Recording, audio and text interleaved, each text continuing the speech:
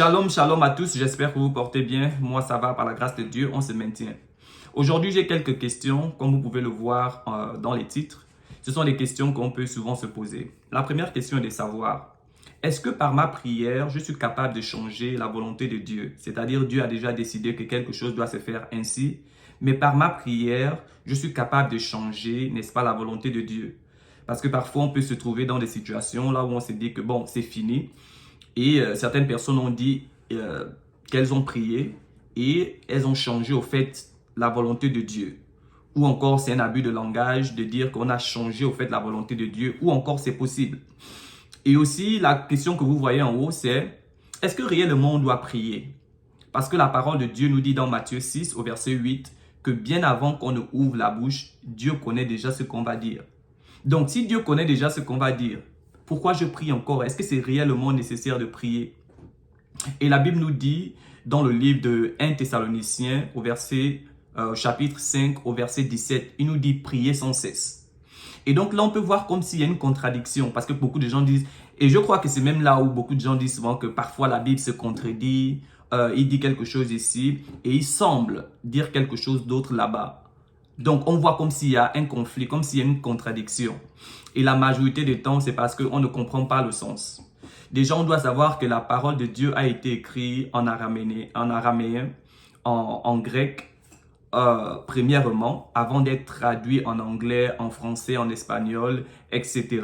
Donc, ça fait en sorte qu'il y a certains fragments qu'on n'a pas vraiment le sens. Et puis, la langue grecque, elle est plus riche que la langue française. Et donc, il y a certains mots qu'on ne traduit pas littéralement. Et même dans nos langues vernaculaires, parfois, tu peux dire quelque chose dans la langue fon ou bien dans la langue téké. Mais si tu essaies de traduire ça en français, Tom, tu sens que là, ça a perdu son sens. Donc, c'est un peu ces questions-là qu'on va essayer de répondre aujourd'hui. Est-ce qu'on peut réellement changer la volonté de Dieu? Donc, la même Bible nous dit, Dieu connaît déjà, mais la même Bible nous dit aussi de prier sans cesse. Et donc, parfois, certaines personnes pensent qu'il y a une contradiction, mais par la majorité du temps, c'est un manque de compréhension. Il n'y a pas de contradiction.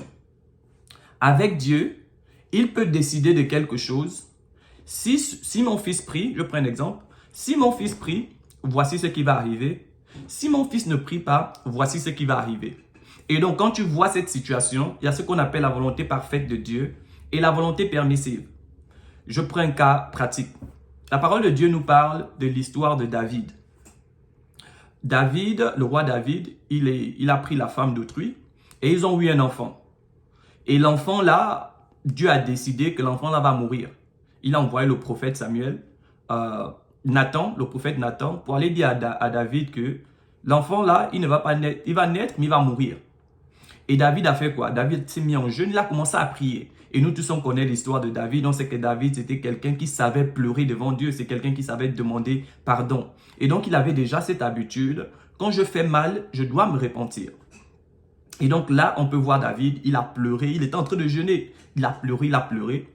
Mais l'enfant est toujours mort. Malgré le jeûne de David, malgré la prière, malgré qu'il a crié à Dieu, l'enfant est toujours mort.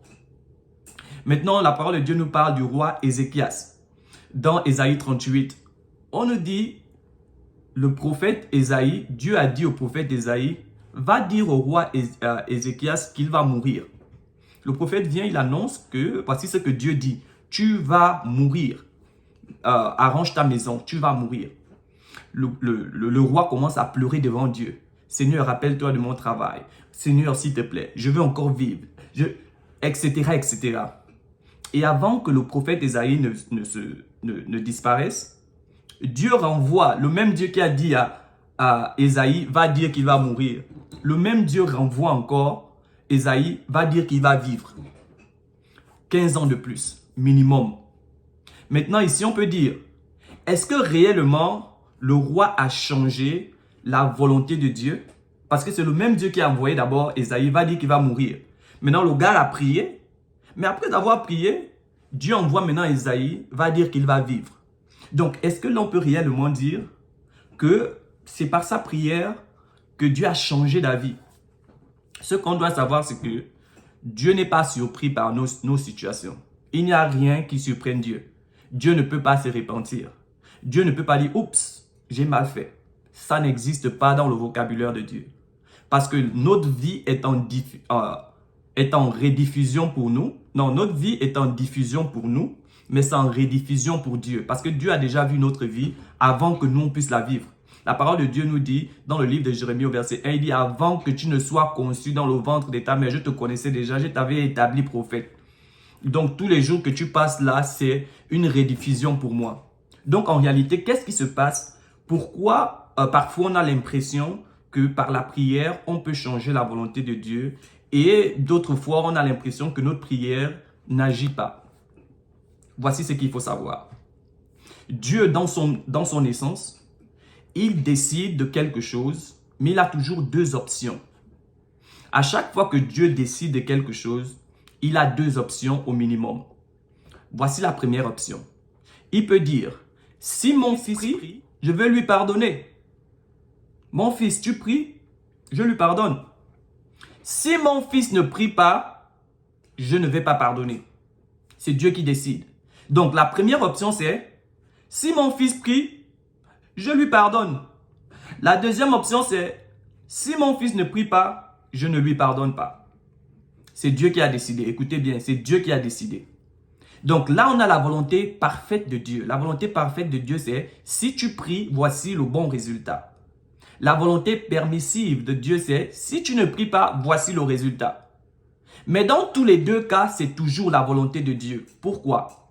Parce que le même Dieu qui a mis cette option que si tu pries ou si tu ne pries pas, pouvait décider que peu importe que tu pries ou que tu ne pries pas, le résultat sera positif. Parce que Dieu le fait souvent avec nous. Tu vas voir que parfois tu peux dormir sans prier.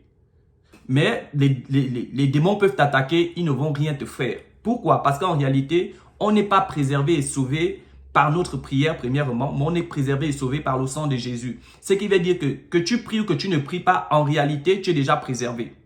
Sauf que Dieu, dans son essence, il peut décider parce qu'il veut te faire participer que tu dois agir pour voir l'excellence dans ta vie. C'est ça qui s'est passé dans le cas du roi Ézéchias. Dieu avait décidé lui-même que si mon fils prie, voici ce que je vais faire. Mais s'il ne prie pas, voici ce que je vais faire. C'est pourquoi la parole de Dieu nous dit dans 1 Thessaloniciens 5 au verset 17, priez sans cesse. Pourquoi? Parce qu'il y a certaines situations qui dépendent de ta prière. Et elles ne dépendent pas de ta prière parce que ta prière est efficace, parce qu'elle est puissante. Non. Elles dépendent de ta prière parce que Dieu a décidé dans son essence que si tu pries, voici le résultat positif qui va arriver. Pourquoi je le dis? La parole de Dieu nous dit dans Romains 9 au verset 16 que ça ne dépend pas de celui qui court ou de celui qui veut. Mais ça dépend de Dieu qui fait grâce à qui il veut. Donc ça ne dépend pas d'abord de toi. Tu te rends compte que même Jésus-Christ priait. Jésus-Christ avait une vie de prière intense. Parce que même Christ avait compris qu'il y a certaines situations qui vont dépendre de ma prière. Non pas parce que ma prière fait réellement quelque chose, c'est d'abord la volonté de Dieu. L'histoire de David et Goliath. L'histoire de David et Goliath. Est-ce que c'est réellement Goliath qui a tué David? Non, on sait que c'est Dieu. Mais Dieu avait besoin que quelqu'un vienne se positionner pour tuer Goliath. Donc, il y a cette situation-là où Dieu, pas qu'il dépend de l'homme, mais il a besoin que l'homme puisse participer pour accomplir sa volonté parfaite.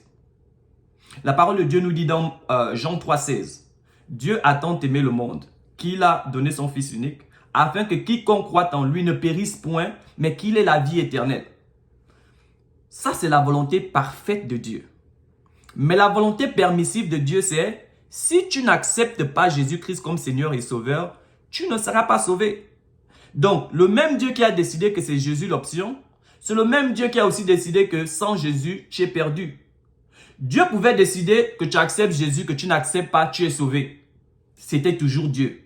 Donc, c'est pourquoi je dis toujours, il faut prier sans cesse. Il faut toujours prier parce qu'il y a certaines situations qui dépendent de ta prière. Non pas parce que ta prière est puissante, ça a quelque chose, mais parce que la grâce de Dieu veut faire participer ta prière. Alléluia. Donc, il faut retenir qu'en réalité, l'homme ne peut pas de lui-même changer Dieu. Parce que Dieu n'est pas surpris par nos situations. Si on peut changer la volonté de Dieu, ça veut dire qu'en réalité, Dieu est surpris par ce qu'on fait. La parole de Dieu nous dit dans le psaume 139 que l'Éternel, tu me sondes et tu me connais. Tu sais quand je m'assieds et quand je me couche. Tu pénètres de loin ma pensée. C'est-à-dire que même avant que je ne pense, ô Éternel, tu connais déjà ma pensée entièrement. Donc avant que tu ne penses même, pas parler, penser, quand tu penses même seulement, il connaissait déjà. Il n'y a aucune situation par laquelle nous passons que Dieu ne connaît pas. Donc, dire que je change la volonté de Dieu, c'est un abus de langage. En réalité, quand tu pries et quelque chose arrive, tu as accompli la volonté de Dieu. Tu as accompli la volonté parfaite de Dieu. Donc, c'est un message comme ça que je voulais partager pour vous dire que Dieu, en réalité, il connaît toutes choses. Il n'y a rien qui surprenne Dieu. Je vous assure qu'il n'y a rien qui surprenne Dieu. Et on voit ça avec le roi Ézéchias. Et on voit ça avec la situation de David. David pouvait prier comme il voulait. Il n'y avait rien qui pouvait faire en sorte que cet enfant puisse vivre. Parce que Dieu avait déjà décidé dans son essence parfaite. Donc c'est pourquoi tu vas voir que tu n'as pas prié pour ton enfant aujourd'hui. L'enfant allait à l'école. Il y a eu quelque chose de mal qui est arrivé là-bas. Mais l'enfant du chrétien a été épargné. Et pourtant, tu n'as pas prié. Dans cette situation, Dieu a décidé que mon enfant prie, qu'il ne prie pas, je vais préserver sa progéniture. Mais il y a d'autres situations, là où Dieu, par l'Esprit, il t'inspire de prier pour ton enfant. Avant de partir, l'enfant veut partir, tu dis, oh, je n'ai pas prié pour toi, viens, je prie. Tu pries pour l'enfant. Et l'enfant part quelque part, il y a un accident, tout le monde meurt, sauf l'enfant. C'était la prière participative. Non pas parce que ta prière est puissante. J'espère que vous comprenez ça. Pas d'abord l'efficacité de la prière, mais d'abord la grâce de Dieu. Mais la grâce de Dieu, parfois, a besoin que tu participes afin d'accomplir la volonté parfaite de Dieu. Donc, c'est le message là que je voulais passer aujourd'hui parce qu'on a eu... une discussion comme ça, il y a de cela 3 semaines avec un frère et il m'a rappelé, n'est-ce pas, ce que Dieu avait mis dans mon cœur il y a de cela 1 ou 2 ans. Parce que parfois tu peux te dire qu'est-ce que Dieu est injuste. Non, ce n'est pas de l'injustice. C'est pourquoi il faut prier sans cesse. Parce qu'il y a certaines situations qui dépendent de ta prière. C'est-à-dire, si tu ne pries pas, rien ne va se passer. Tu peux aller à l'hôpital. Dieu, dans son essence, il décide, si ma fille prie, elle va guérir. Mais si ma fille ne prie pas, elle ne va pas guérir. Donc la volonté parfaite de Dieu, c'est je veux que ma fille puisse prier. Mais la volonté permissive, c'est si ma fille ne prie pas, je la récupère et vient à moi. Toutes les deux sont les volontés de Dieu. Mais il y a une volonté que Dieu veut réellement, c'est que tu pries. La volonté de Dieu, c'est qu'on lise la Bible tous les jours. Qu'on prie tous les jours comme on le peut. Mais puisqu'on a encore notre propre volonté, c'est pourquoi on ne le fait pas tous les jours. Donc je vais terminer en disant ceci. Quand on était je pense, je ne sais plus en quelle classe on a fait ça, 3e, 4e, on nous montrait un peu les circuits. On avait un circuit qu'on appelait le circuit en série. Un circuit en série en physique, c'est un circuit E. Un circuit E, c'est-à-dire ça dépend de A et B pour avoir la lumière. Donc ça veut dire si A et B sont bons, on a la lumière. Mais si parmi A et B, il y a seulement un seul qui ne passe pas bien, on n'aura pas de lumière. Et on avait d'autres séries qu'on appelait des circuits en dérivation. Les circuits en dérivation dépendaient de l'un ou de l'autre. Voilà pourquoi on les appelle les circuits OU. Donc si A a la lumière est bien et que B n'a pas la lumière, ça va toujours passer parce qu'il suffisait qu'un seul puisse fonctionner pour donner la lumière. Et c'est la même chose avec Dieu. Parfois, Dieu décide dans son essence, si mon fils fait ceci, voici le résultat positif qui va arriver. Si mon fils ne fait pas ceci, voici le résultat négatif qui va arriver. Mais parfois aussi, Dieu peut décider que mon fils prie, qu'il ne prie pas, je vais toujours faire. Pourquoi? Parce qu'on n'est pas sauvé par notre prière. On est sauvé par le sang de Jésus. On n'est pas d'abord exaucé à cause de ta prière. Ce n'est pas d'abord ta prière. Ce n'est pas d'abord ton jeûne. Ce n'est pas d'abord ta méditation. C'est d'abord la grâce de Dieu. C'est pourquoi parfois tu peux prier, tu peux jeûner, rien ne se passe. Pourquoi? Parce que ce n'est pas d'abord ça. C'est d'abord la grâce de Dieu. Quand tu comprends que c'est d'abord la grâce de Dieu, ça te donne au fait la flexibilité de laisser Dieu décider. Mais tu dois toujours prier. Pourquoi tu dois toujours prier? Parce qu'il y a certaines situations qui dépendent de toi. La parole de Dieu nous dit, il a envoyé les disciples. Ils n'ont pas pu chasser un démon. Et il nous dit que ce genre de démon ne va que par le jeûne et la prière. Donc, il y a certaines situations là où tu dois être dans un état de jeûne et de prière. Et là encore, je ne vais pas rentrer dans cette discussion sur le jeûne Parce que beaucoup de gens prennent le jeûne comme un régime, c'est-à-dire on ne mange pas de telle heure à telle heure, mais on ne respecte pas certaines choses. Mais bref, allez-y lire Ésaïe 58 qui nous parle un peu de la manière de jeûner. Donc c'est quelque chose comme ça que je voulais partager aujourd'hui pour vous dire que c'est la volonté parfaite de Dieu qui s'accomplit toujours. Tu ne peux pas changer ce que Dieu a décidé parfaitement, c'est impossible. Parce que Dieu n'est pas surpris. Si on peut changer réellement la volonté parfaite de Dieu, ça veut dire que Dieu ne savait pas ce qui devait se passer. Or, qu'on sait que Dieu sait déjà tout. La seule chose qu'on se joint, c'est sa volonté parfaite ou sa volonté permissive. Il dit dans Deutéronome 30, au verset 19, « Je mets devant toi la vie et la mort. » Après, il te donne l'option. Choisis la vie afin que toi et ta descendance, pas seulement toi et ta descendance, vous puissiez être bénis. Donc, ça veut dire quoi? Ma volonté parfaite, c'est que tu choisisses la vie. Mais si tu choisis la mort, voici le résultat. Ce n'est pas ce que je veux, mais je te permets parce que je te donne ce qu'on appelle free will. Free will en français, c'est la volonté. Tu peux décider ce que tu veux. Mais voici ce que moi, je veux que tu puisses faire.